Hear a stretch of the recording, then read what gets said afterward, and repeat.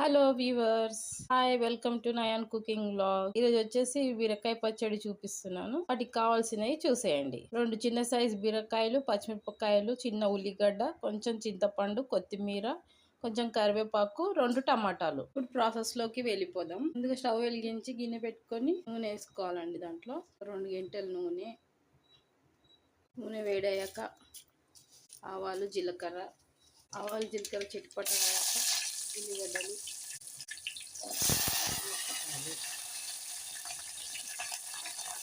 కరివేపాకు,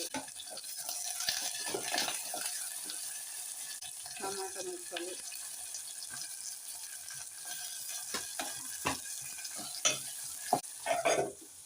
కొంచెం మగ్గనివ్వాలండి. టమాటాలు,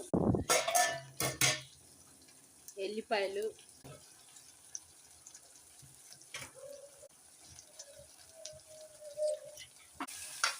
ఇంట్లోనే చింతపండు, సరిపడ ఉప్పు, పసుపు, కొన్ని శనగపప్పు, కొన్ని పల్లీలు.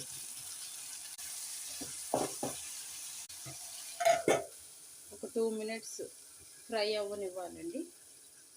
2 మినిట్స్ తర్వాత తీస్తే మొత్తం మగ్గిపోయిందండి. హాఫ్ వరకు మగ్గిపోయింది. ఇప్పుడు ఫైనల్గా ఇందులో మనం కొత్తిమీర వేసుకోవాలి.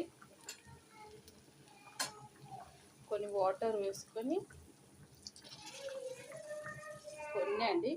ఒక 5 to 10 మినిట్స్ వరకు మూత పెట్టి, ఇప్పుడు మూత తీసి చూస్తే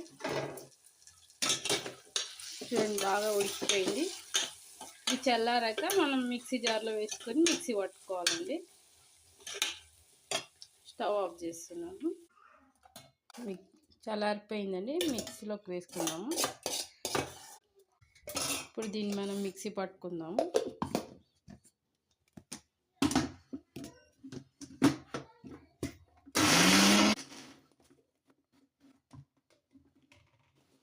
కొన్ని వాటర్ పోసుకుందాం దీంట్లో. చూసారా ఎంత బాగా వచ్చిందో.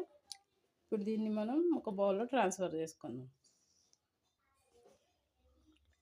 చూడండి ఎంత బాగా వచ్చిందో చట్నీ.